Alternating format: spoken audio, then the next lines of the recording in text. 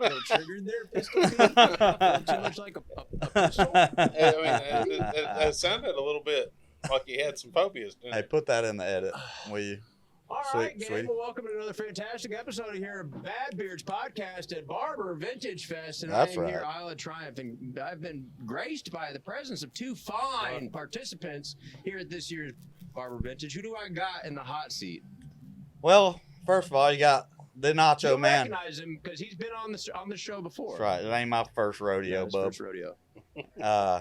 Nacho Man Pistol Mania, a.k.a. Pistol Pete.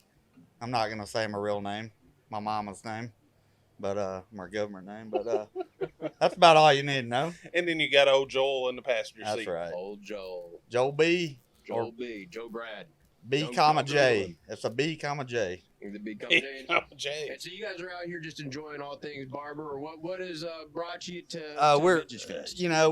Joel came over here and he brought his motorcycle and he forgot his helmet, and I said, well, daggum, and Craig from Birmingham Broker.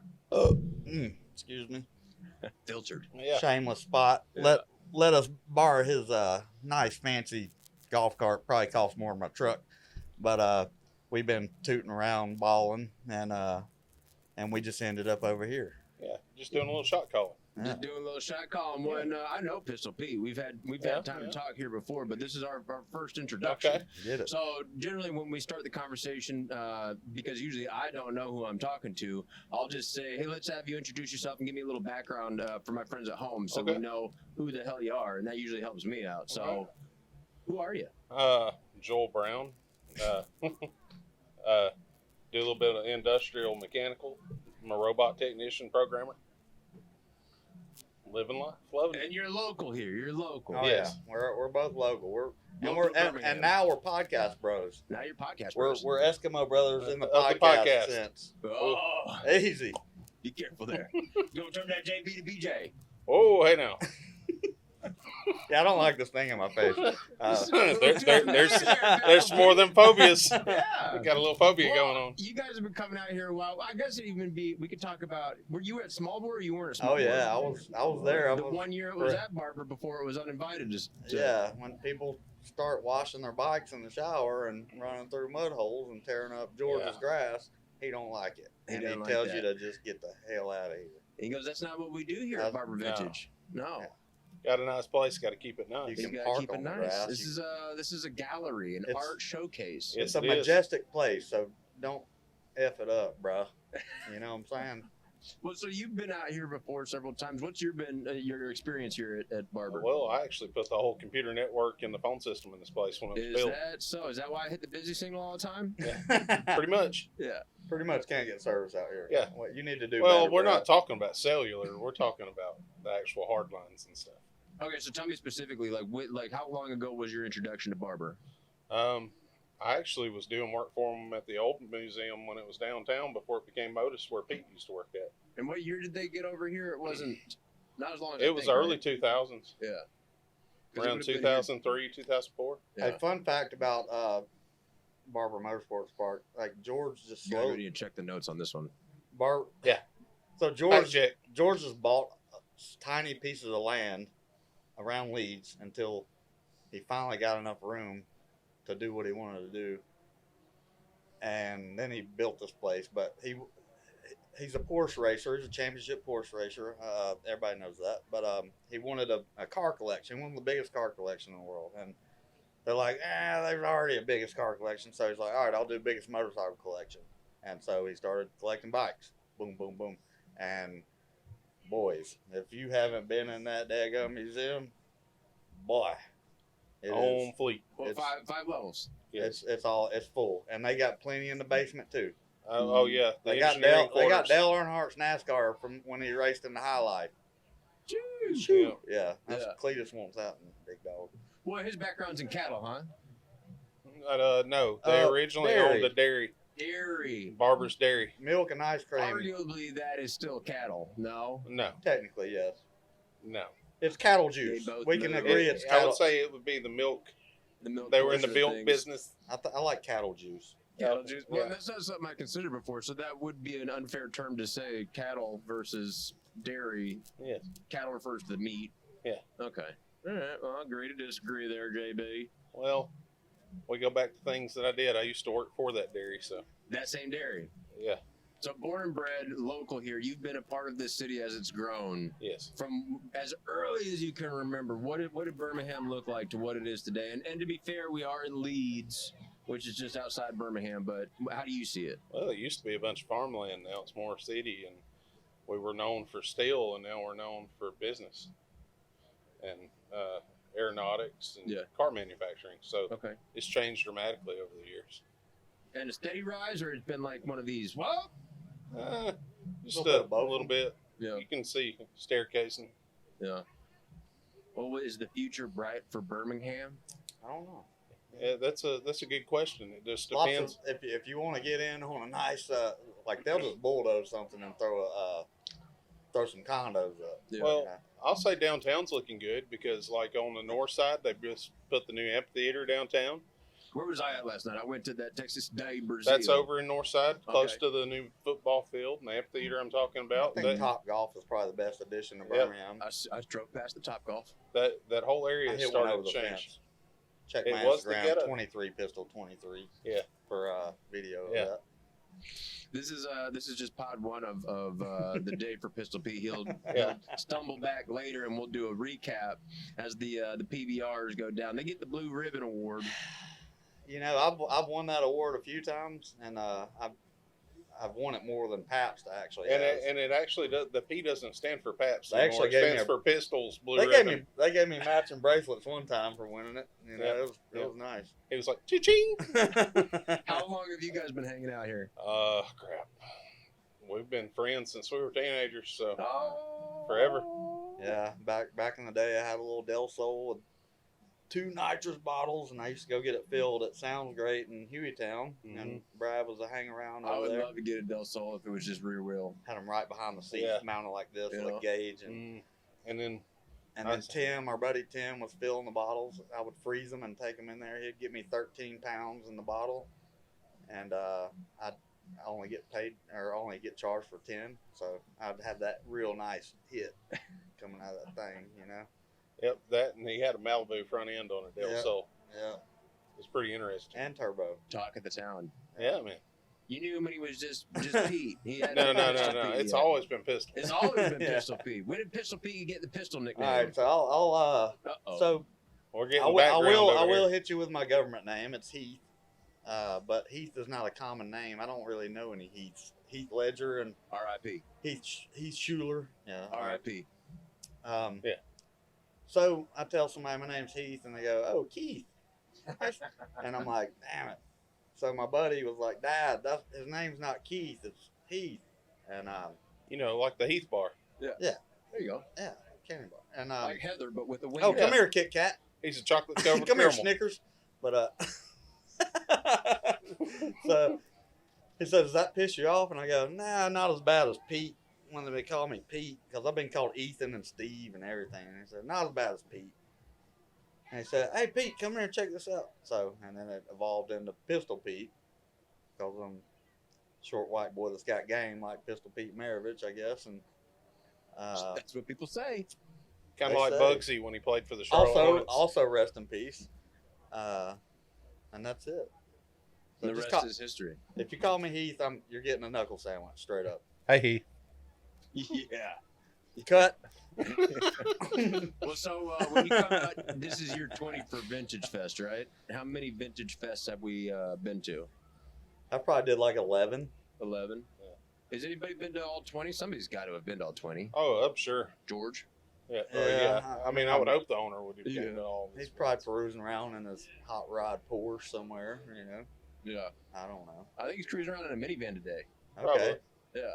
That seems character for Is him. it a Mercedes minivan, though? I couldn't tell you. Somebody was like, well, he's driving today. I saw him. I will give a shout out to Mr. George. I've met him a few times. He probably has no idea who I am. But thank you for opening up this Triumph Corner. It used to be called Ace Corner.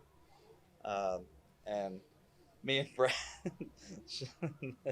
his wristband barely fits. Yeah, we need to. And We need to work. We need to work on that a little bit. He's got the max capacity. Yeah, it's fine if you want to get your cousin. It's a little bit of an overload. You just rip it off, but didn't charge us. Just super nice. That's nice.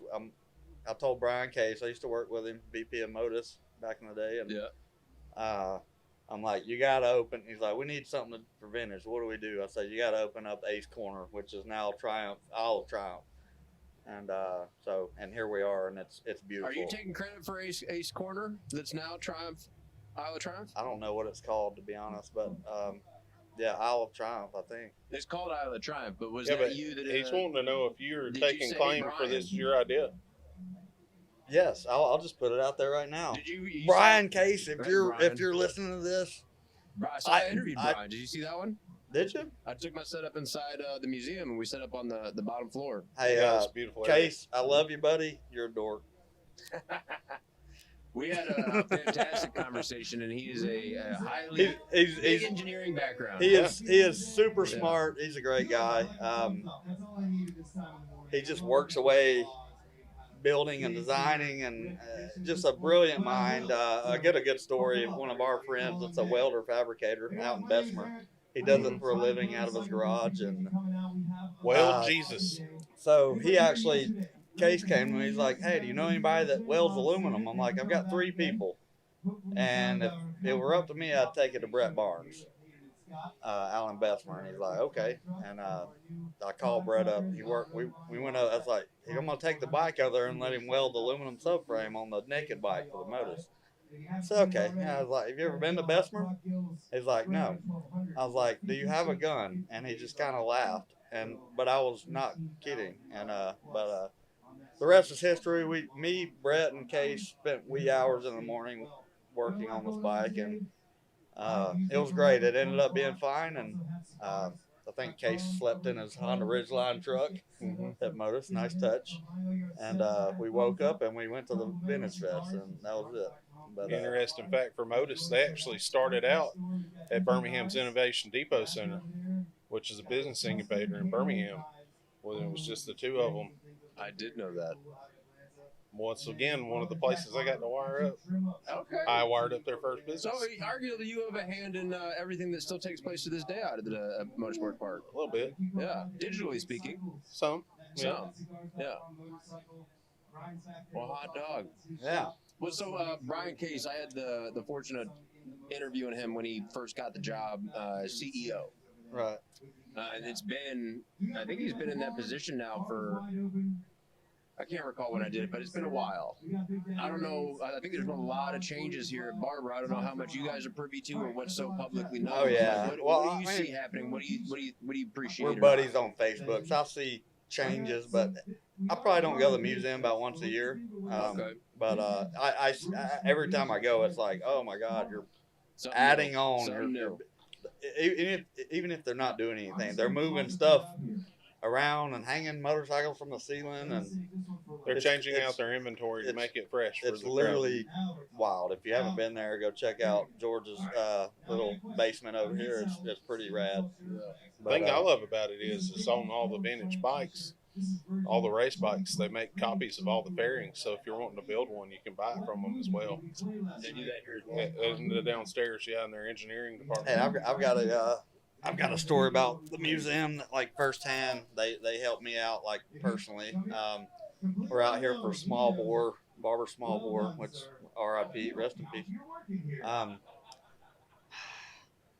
I was registered to be in the mini GP race out here in my Grom, and I came out here and I unloaded out of my truck, and we were doing practice laps, and some buddies from Chicago were out there doing laps with me, and I came back. I'm like, something around when I come around this turn, it's kind of it's like it don't feel right. Everywhere else on the track is fine. I check tire pressure, everything, chain, and Chicago buddy Anthony Harry ramps around. Not sure how to say his last name, but he walked by and he's like, your swing arm's cracked. And I was like, no. I said, that's probably just the paint. And it was literally cracked right at the axle.